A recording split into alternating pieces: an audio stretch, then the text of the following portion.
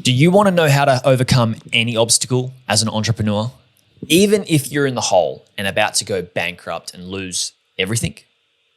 Hey, this is Jared Krause, host of the Buying Online Businesses podcast. And in this episode, I'm speaking with Tom Antion from Screw the Commute. Now, Tom started making money online back in 1994.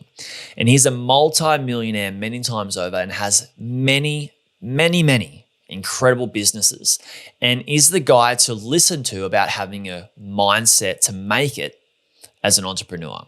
In this podcast episode, Tom and I talk about how to train to have a great mindset to overcome any obstacle, massive obstacles that you may never think that you could overcome with where you're at right now today.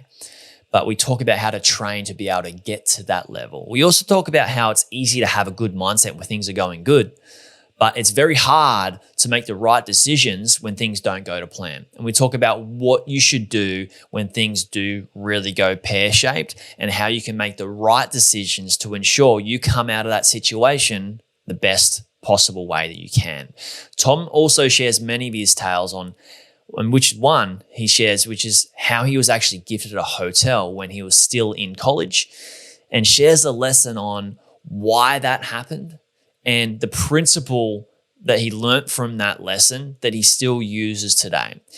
Tom and I also talk about the myth of the self-made entrepreneur and also how the ego is the biggest dream killer for entrepreneurs. We talk about so much awesomeness in this episode. It's such a valuable podcast. You're absolutely going to love it. Jump in and enjoy. Today's episode is brought to us by Niche Website Builders, which is a company a few of my clients are using and have used for content creation and link building services. They do everything from start to finish. So from keyword research all the way to uploading your completed article for you. We've also had Bob members buy ready-made affiliate sites built by Niche Website Builders. So if you're looking to outrank your competitors' content and build better backlinks, Niche Website Builders and I have a special deal for you. Head to nichewebsite.builders/Bob. I'll put a link in the show notes for you, but again, that's www.nichewebsite.builders/Bob. Do you want to start investing in websites but don't want to drop $20,000 or more on your first investment? Check out Odie's, where you can buy premium age domains to build a website on and add Odie's done for you affiliate site package to help you grow your website and get seen. Instead of buying a crummy website that's been built to sell with no authority, buy a premium domain with built-in authority, great SEO, and fresh quality content for your website. Head to odys.link/Bob podcast to check out their great deals. That's odys.link/BOB podcast. Link will be in the description too.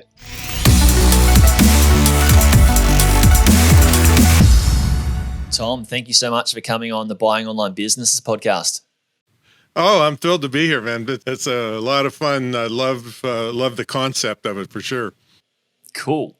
Well, we might dive into the buying sites through this episode, but I really wanted to talk about your journey as an entrepreneur. I've been an entrepreneur for quite a while. Before we do, I just want to put a bookmark and let people know that, yes, I had this weird brown slug thing on my face.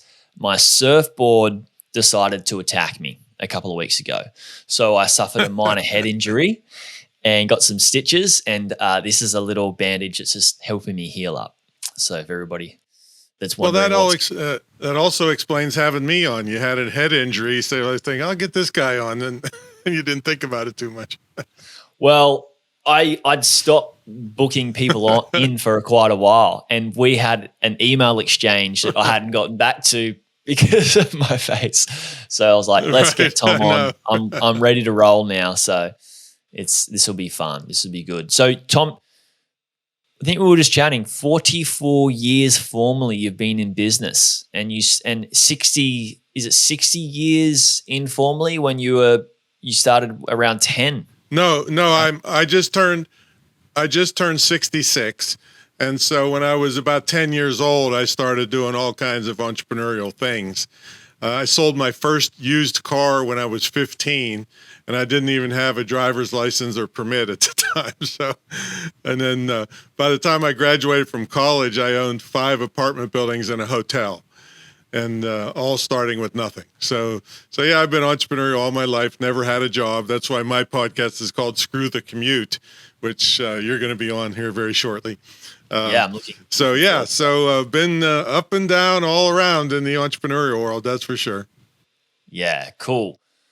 So you're all about screwing the commute, and I'm the same. Like, my story is that I used to drive an hour and a half to work and work a job that I hated. You know, I was plumbing, and that is still so normal. Not for me and a lot of people in my circles now, but it is the norm. People driving to work, and usually work that's fulfilling for the first couple of years, and then we start to realize, like, this is not making me happy anymore. So a lot of people come to you, Tom, and want to get out of that whole race, that rat race of driving to work, you know, a job that we're not fancying at all. But it's hard. Being a business owner is really, really hard. And over your time span, right, well over majority of your life, well over 50% of your life, you've been an entrepreneur. What's the biggest reason that you see people wanting to get out of that 9 to 5? Well, they hate being under someone else's thumb. And I hate that too. I mean, I'm totally unemployable. I mean, because some person is my boss, that's the CEO's cousin that's an idiot, and I'm supposed to listen and bow down to that person. That just doesn't fly in my world. And then also, when you look at my resume, it almost sounds like BS, because if you're in traffic a couple hours a day, making somebody else rich and all the other things that go along with it, all the expenses and everything, you can live 2 or 3 extra lives. So not being able to really live your life to the fullest is one of them. And that's why we call it a lifestyle business, because you can set however you want it. I mean, I'm kind of a fanatic. I've already been around the world lots of times speaking and stuff. So I'm happy to stay home. But some people want to be, I have one friend of mine's a digital nomad, he's called. He lives 3 months in every different country as long as the visa will stay. And then he moves to a different country, he and his wife, and they're just having a blast, and they're still making lots of money. In fact, they're making more money because they got rid of their house, they got rid of their car, their insurance, and all this stuff. And he told me that international insurance is cheaper than health insurance is cheaper than USA insurance. So they're making bank and just living a blast, and they work half a day. You know, so beautiful. And so people can live a life if they're doing their own business. Yeah, I agree. This is the main reason I got into the online space. People that don't know, you know, I typed into Google, like, how to travel the world and make money online, because much like your friend who's a digital nomad, that's what I wanted to do. And I became a travel blogger and tried to start my own online businesses. Eventually that didn't work out, and I started buying them. And after my third business I bought, I did exactly what your buddies are doing. I went and traveled for a year and a half, and I surfed my way through Central America and South America. And that was the goal. That was the major goal, is like, I didn't want to be rich. Like, I didn't want to be a gazillionaire. I didn't want to have a big, massive team. I just wanted to be able to have time to be able to travel, see the world, surf. And, you know, I'd probably I wouldn't say I worked half a day. I probably worked 2 to 3 days a week on my businesses, and the rest I could so it was opposite. You know, I would take a weekend to work 2 or 3 days, and then I would kind of spend the rest to adventure. And it's more than possible. Like, we're seeing there's so many different opportunities pop up in ways, not just buying a site, to do it online. Now, with the startups are hard. Why do you think starting an online business is so hard, Tom? Well, I think it's only because of the lack of knowledge of the people doing it, because with the digital world now, it's 97% profit to make ebooks. I mean, I have one ebook I wrote in 4 hours at a layover at an airport, and so far it's brought in, as of this morning, $3.64 million, and it's 97% profit. and online courses are 97% profit, membership sites. So you have to really try to mess up to not be able to at least make it if with that profit margin, because most businesses have a really thin profit margin. So I think the lack of knowledge. And so what you're doing when you buy an existing business, as long as you do your due diligence, somebody figured all that stuff out in that business. Yeah. And so it's almost like buying a franchise, but you don't have to pay franchise fees for the rest of your life. So it's not a bad way to go if you don't want to learn all this stuff from scratch like I did. Yeah, this is the journey that I took. Is I went around in circles I knew nothing about an online business, and I struggled to try and work out how to build them. And it wasn't until I bought a business that I had resources to be able to at least make mistakes and not be affected. So when I bought my first few businesses, I was able to spend money to grow the business. And if I didn't get an ROI on that straight away, it wasn't so bad. I wasn't going to be in a terrible position, which is why I think, because you mentioned you can buy these things with profit margins, which is why I think buying is a good route, because we can make, mistakes and it's not going to cost us a lot of time. And that's the thing that we're really battling, isn't it? It's not just hey, I want to make money online. It's more about the time that we have and us wanting to be able to spend that time doing the things that we prefer to do, right? Yeah, and I made every mistake in the book. I mean, I was there right at the beginning. I mean, I started online in 1994, which was the beginning of the commercial internet. There was the internet military stuff before that, but commercial internet was in 1994. And it was, it's Wild West today. It was a different Wild West then. We didn't have all the tools that are available now today inexpensively. My first shopping cart cost $2,000. And if you wanted to put an affiliate program on, it was another $1,100 from some other company. And then when it didn't work, everybody's blaming each other why it wouldn't work. And if it actually took the order and correctly, we'd have a big office party because it was just always crazy in those days. And there was no social media, none of that stuff. But there was email, and that's where still to this day, guys at my level are still making the big money on email. All the social media is a necessary evil to get them the heck off of there onto an email list that you control. Because Mark Zuckerberg can turn one dial and you disappear off the face of the earth. And so I've always used those social media things to get an email list built up. And that's made me, I hit multi-millionaire status over 21 years ago doing this, only 4 years after I started online. And the email still is where all the money comes from. I agree. More like the highest percentage of my revenue comes from email marketing. And it's underlooked at for people, especially people starting in online business or even buying one. A lot of my clients are looking at businesses that don't have an email list. Could you imagine that, Tom? Imagine looking at buying a business that doesn't have an email list. What potential there is for that business. It's crazy. Well, right. Yeah, you could buy it really much more cheaply, because if they're clueless enough to not have an email list, they probably are not the best business people in the world. I wanted to ask you about email marketing. What do you think are some pretty solid principles people should have for harnessing a relationship within their email list and building a better connection to be able to not just provide a solution and make sales, but to provide a great experience through that solution? Well, they still have to get the darn email opened, and that's where subject lines come in. And we use some very powerful copywriting techniques. One is called the Zygarnik principle, and Bluma Zygarnik was a Russian psychologist and psychiatrist who discovered the principle of the human mind, that the human mind cannot stand unfulfilled curiosity.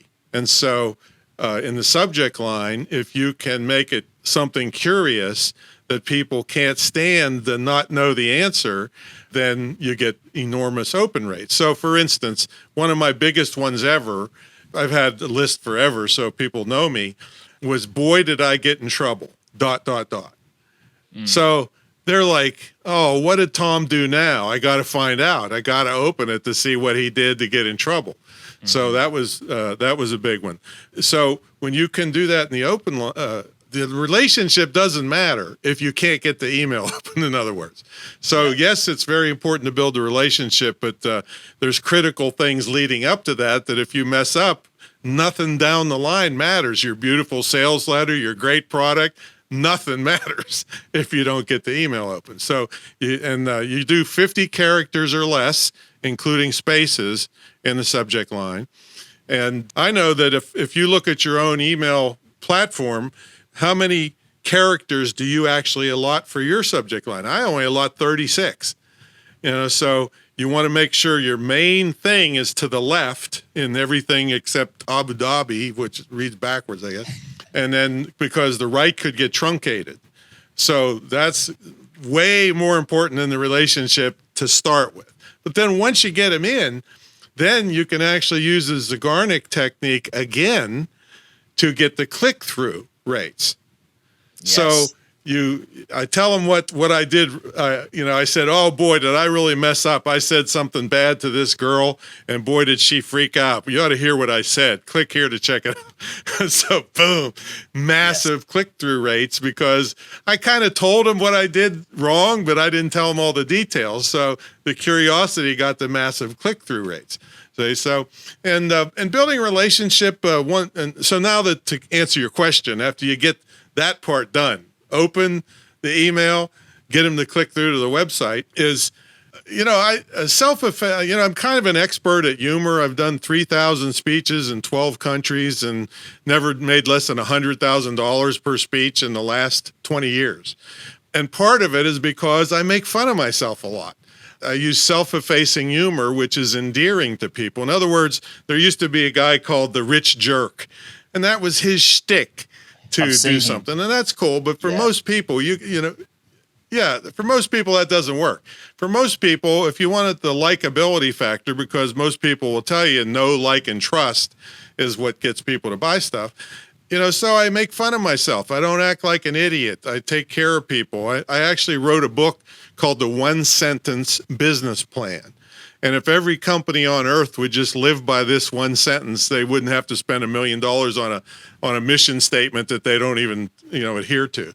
So the one sentence business plan is I create quality products that at a reasonable price that people actually want, and I service them after the sale. So that's been my philosophy my entire career. Nothing fancy about it. It's just I came from a small town where a handshake meant something. You did what you say you're going to do. People can trust you. That's probably one of my claims to fame. People know what to expect from me. They know that I'm going to be fair with them no matter what. So those are things that build relationships with people that make them want to deal with you.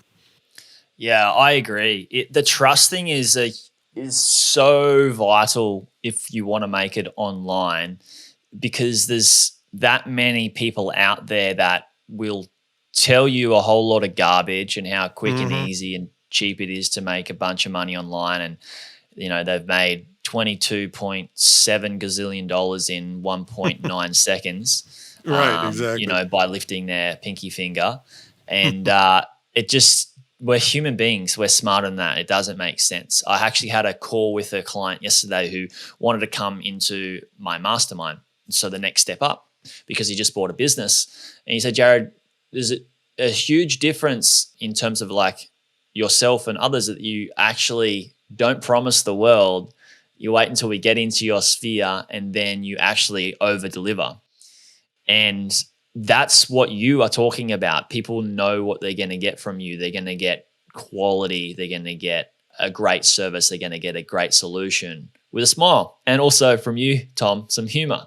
And I've probably talked more people out of joining my high-level program than joined, because if I know they can't be successful, I'm already rich.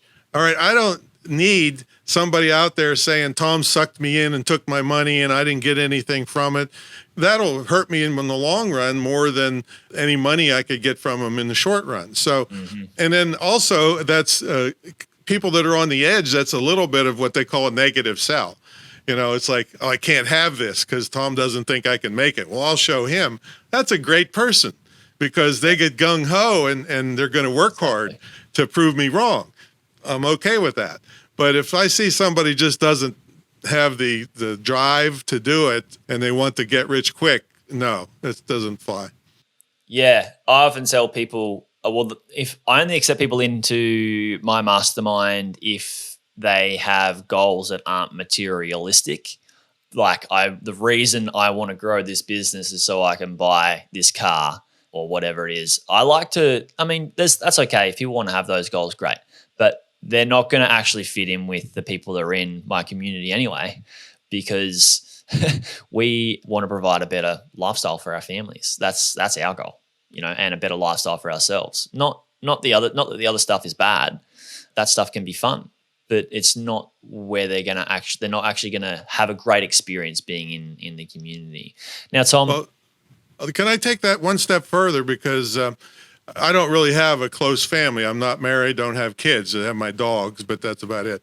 So I'm using what I can do to change the lives of people. My current project is I have this school. It's the only licensed, dedicated internet marketing school in the country, USA, probably the world, but anyway, USA for sure. And so I'm raising money to give scholarships to people with disabilities because it's perfect. They can learn from home and they can legitimately be hired from home. And these people have suicide rates 4 times the norm. They have depression rates 3.7 times the norm. Their unemployment rates are through the roof. So I've got the strength to do something about this. A guy told me one time, he says, Tom, we have to be able to score for people that can't score for themselves. And so I'm thinking, man, I can get in the car and drive to the store in 15 minutes and be back. And it takes them an hour and a half just to kind of get ready to get in the car. So these are people with physical disabilities. So not only your goal is to take care of your family and yourself, but I'm just taking it another step.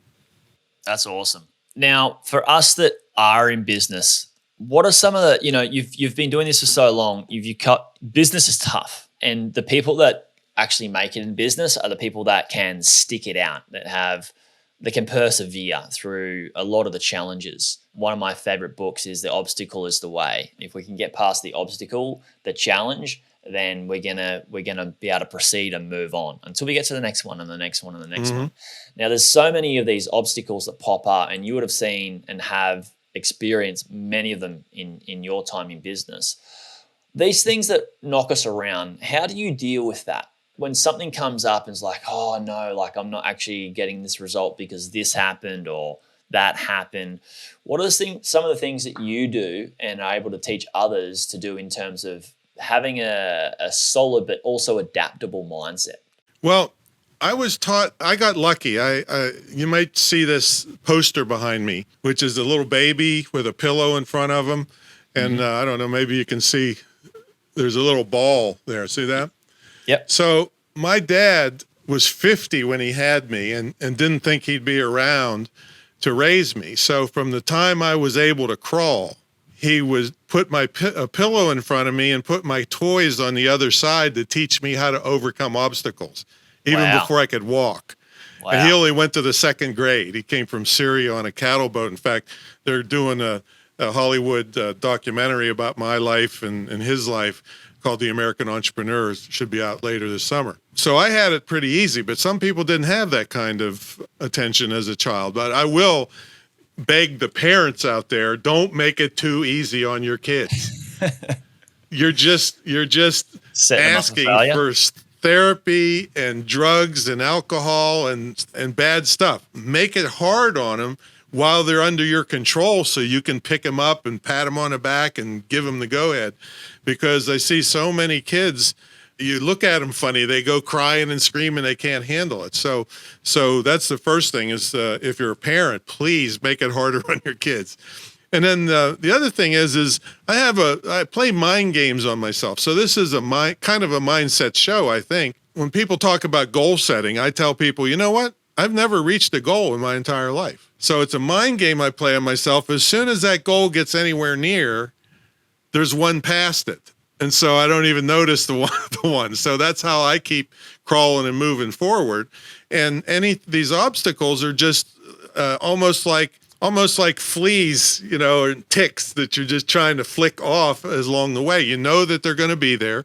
Now, the more you can prepare, and as you get more experience, you can see potential downfalls. Like I can see this person is going to be trouble, and I'm going to take their money, and it's going to be nothing but trouble. So after you get enough experience, you can see pitfalls ahead and start to prepare for them easier. In the beginning, like you said, it is very tough. But if you have a little bit of narcissism, is really good, and I'll tell you why. Everybody was complaining about our last president, Trump, okay, because he was just a wild man. Right? But the thing that they didn't notice is that he didn't want to be wrong ever, and so he would stay up all night, get up in the morning, sleep 2 hours because he's a narcissist. He didn't want to be wrong about anything. So it's good to have a little bit of narcissism where it keeps you fighting when a lot of people would just quit when they hit that obstacle. So a little embarrassment of not doing something can motivate you to keep going in front of these obstacles. So that's I play mind games, and that's and narcissism is good in that little thing right there. Yeah, I think from what I sort of get from you is it's not something that we just have, like some people may just say you just, born to overcome obstacles. Yes, I guess that's, for some people that can be a thing, but from what you're saying and what I believe as well is that you can flex that muscle, you can flex that skill and train it.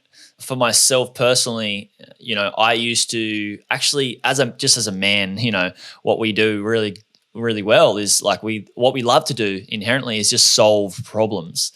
And when you travel as a solo entrepreneur, and I used to thrive in this as a plumber as well when I was working in my day job, is I used to feel great about solving a problem and getting so many problem solved and making things easier, and then creating a system and a process. And then I used to do that when I'd travel. And I kind of look at this in hindsight, and this is a realization that I'm just, download that I'm having right now as I speak to you, is that in hindsight, I realized that through that time and through that experience, I trained myself really to have that resilience, to be able to persevere and tackle challenges. Now, you as a child with your father, putting your toys on the opposite side of the pillow, that is really helpful training. I could see that it could, if you put the bar too high, that could affect the child, and, it could go the opposite way. But I guess what you say is with a measured approach and under a healthy and safe environment, you can train not just yourself, but your children as well to have that sort of mindset.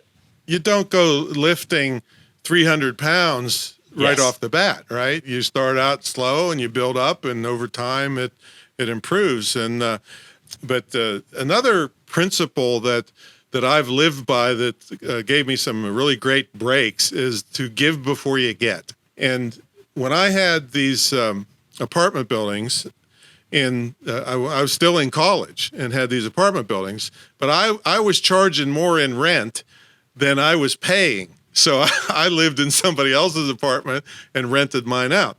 And the landlord would come over to work on the house, and he would be fixing the gutters or something. I'd say, "Hey, Frank, I'll help you fix those gutters, but you teach me what you're doing so I learn, okay?" And so he would, and then all year it went on like this. At the end of the year, he came and he said, "Hey, Tom, I want to talk to you." And I thought, "Uh-oh, what did I do wrong now?"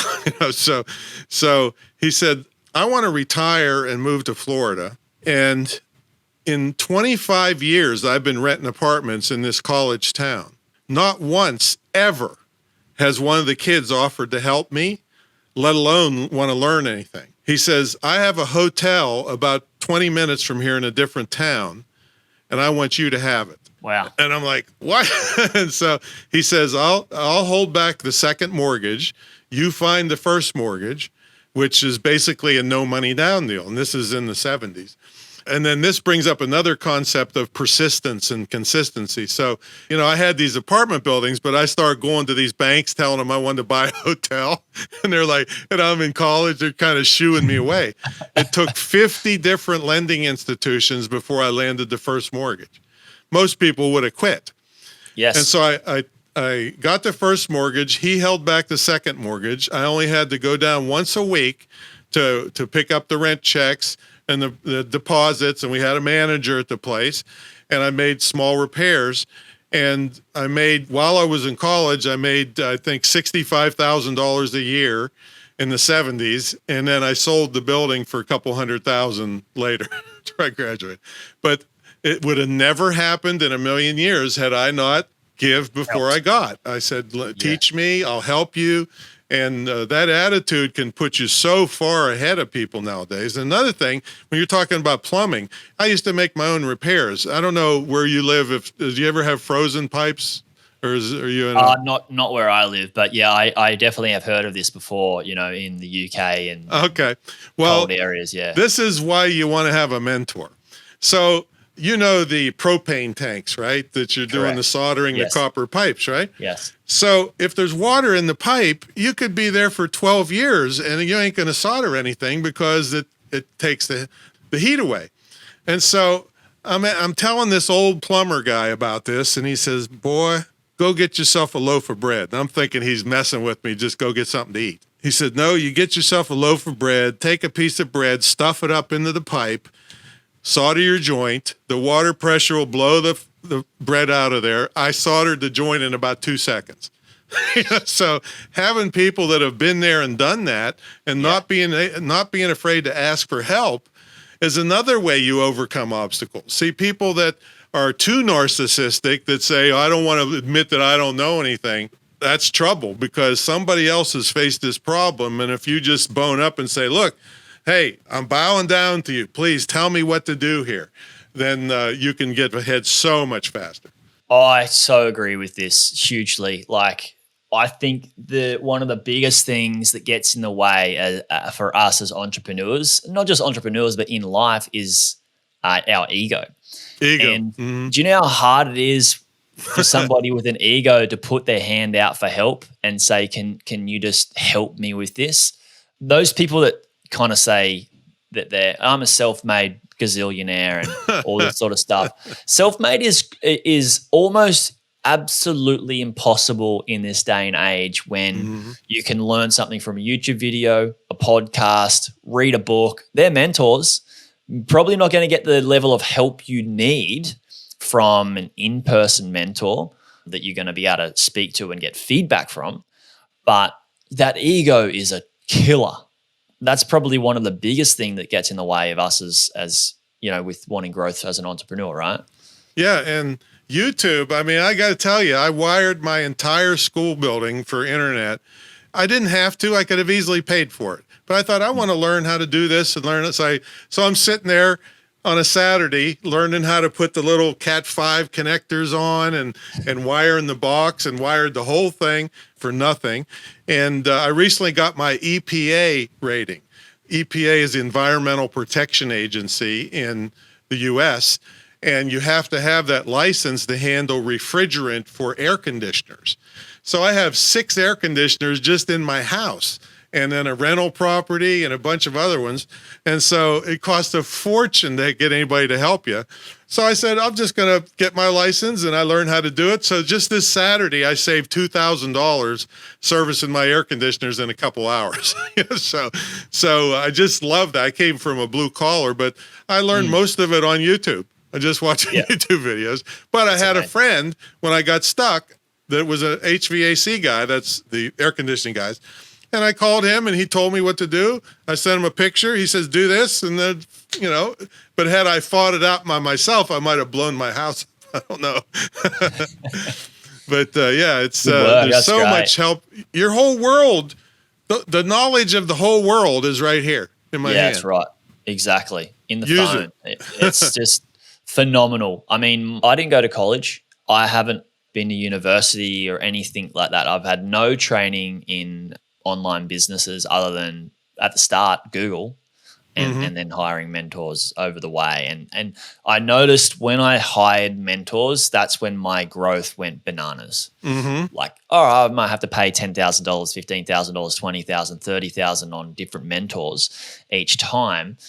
It's scary to spend. I remember spending $30K many, many years ago on a mentor. I was like, am I going to make that $30,000 back? That was a big chunk of change for me. Yeah. But I certainly made more back. Obviously, you need to do your due diligence on the mentors, but it's a scary step to take. It really is. And Tom, Well, I I'll want tell to you ask what. Well, I want to tell you how I turned that idea on its head about 22 years ago now. In that people at my level were charging 50 or 100,000 bucks up front to teach you what they knew. And I knew a lot of these guys. They'd be hiding out in Australia if you gave them 50,000 bucks. They'd get out. They wouldn't do it. So I turned it on its head where and I still run the same program this day, 1,700 students later, where I charge an entry fee. Right now it's 8,900, but then I tie my success to your success. So I get 25% of your net profits net, but it's capped at 50,000, so you're not stuck with me forever. So for me to get my 50,000, you have to net 200,000. People love this idea because their risk was knocked way down, and they knew I wouldn't disappear on them. So like I said, it's still going to this day, and it's got a lot of unique features. This big mansion I live in, people actually live in here for an immersion weekend. And we have our own TV studio here, and it's all kind of perks that go along with it, but it's very unique. But that took the risk out of the big money up front, and then the person doesn't care about you. Yeah, that's with a good offer, the risk is always on the business or the mentor. And that's the great way to go. Like, why would you not? If you actually believe that you're able to help somebody, why not have skin in the game? Why not? Well, that's the thing. Yeah. I want them to have skin in the game. So they do have an entry fee. But, exactly. They know that I got skin in the game because that entry fee is eaten up with my time. All of that goes to salaries for everybody that's working here. I don't get a good profit until that 50,000 starts coming in over time. So that's worked beautifully. And another thing that I'll do that hardly people don't want to do is, even at my level, I'll still throw in like consultations as bonuses on product sales and everything. And a lot of people are just too lazy to service people. And I get on the phone with somebody, they've waited a month or 6 weeks to talk to me. They're gung-ho. And they're the most likely person that's going to buy more, join bigger stuff, buy everything, and refer me. So a lot of the marketers today are very lazy in that they won't make that personal connection. They want to be with their feet up on the beach and telling everybody how rich they are, but they can't afford their rent, a lot of them. Yeah, they can't. And it's a very short-term mindset. They don't, they're not their business may be around for 2 to 3 years. That is just, what's the point in building a business, really? That's just a mess. That's just scary. You're putting all this work into something that's not going to last. I was on a webinar not too long ago where I just threw it out. I said, put in the chat box, folks, how long you've been doing business with me. Some of them were 28 years. And this was before the internet.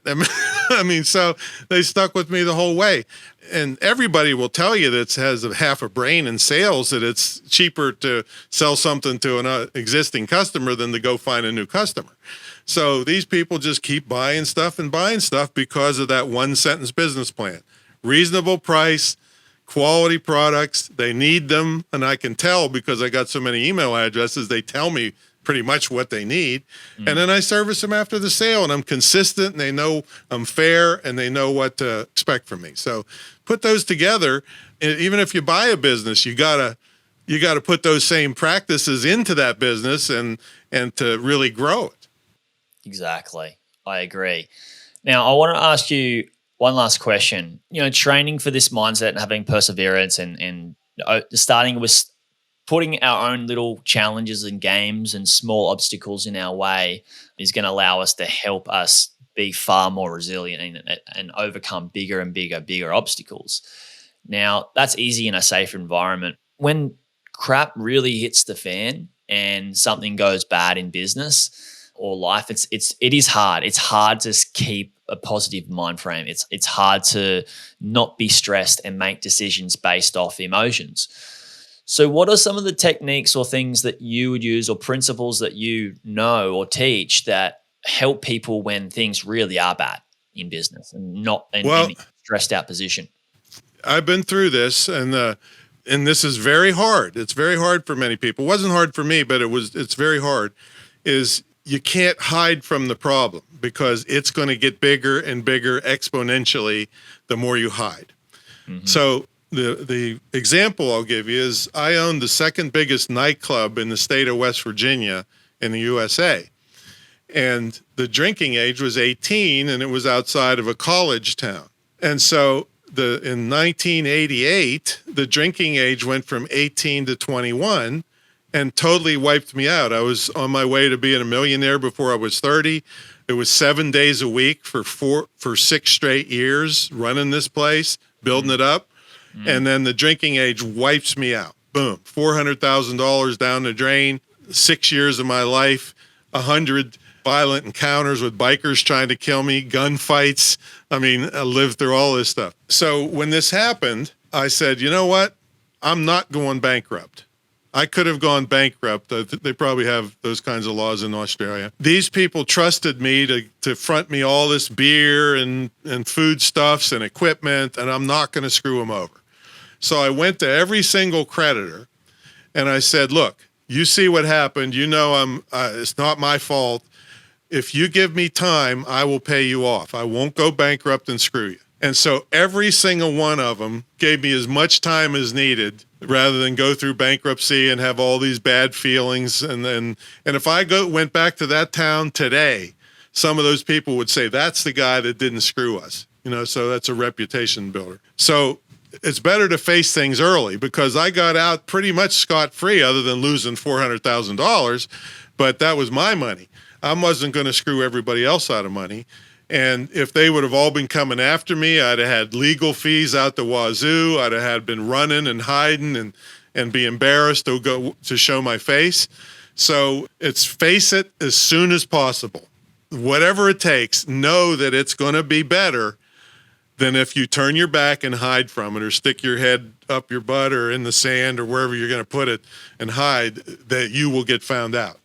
I like this so much for so many reasons. One of which is that if you don't face it straight away, the problem gets bigger and gets worse. From my experience, yeah, exponentially. It's like, oh yeah, here's some cancer in your body. I'll just ignore it, right? That doesn't lead to anything good. So facing it right away. And what the main message that I got from you, Tom, is something that I've experienced as well in my business and life, is that when things don't go so well, and when somebody has a bad experience in business or whatever it is, you said you didn't want to go bankrupt, right? And it's easy. Taking the easy way out is probably not always the best option. I'm saying most likely, probably. It depends on the circumstance. Yeah, there could be a situation. Taking the easy way out is going to have other people that you owe money to, they suffer.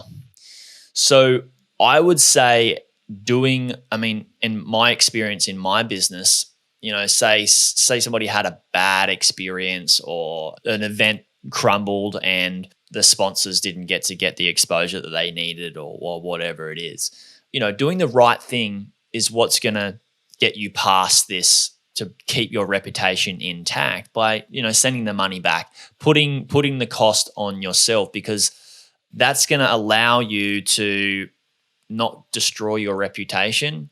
And I think these are the times that people that are watching the scenario happen buy into and trust you even more than the good times. Yeah, because they see how you operate and they see how you handle that sort of situation. So I guess it's when you're in this mind frame though, for somebody that's like, oh my God, like I could go bankrupt here. I'm going to get a lot of hate. I'm going to ruin my reputation and it's going to suck. These things happen, like in business and life, bad things happen. How you handle it is everything. And what I like to think about personally is that if I do this if I do the right thing in a year's time, I'm not going to feel bad, and I'm going to feel good about the decision I made. I'm going to be stressed in the position I'm in right now. It sucks, but I know that that's going to pass if I do the right thing. If I don't do the right thing, that bad energy I'm still going to carry with me forever. And you're going to burn all those bridges, because I could go back to any one of those people today and they would remember me, and and probably do business with me without even blinking an eye. That's kind of, when you're used to seeing everybody screwing you and then somebody stands up and doesn't, that really creates an impression in your mind. So so face the problem.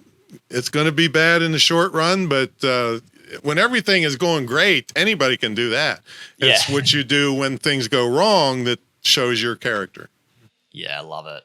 Tom, this has been excellent to chat to you. Thank you so much for coming on and sharing your decades of experience and knowledge and your stories. Awesome stories.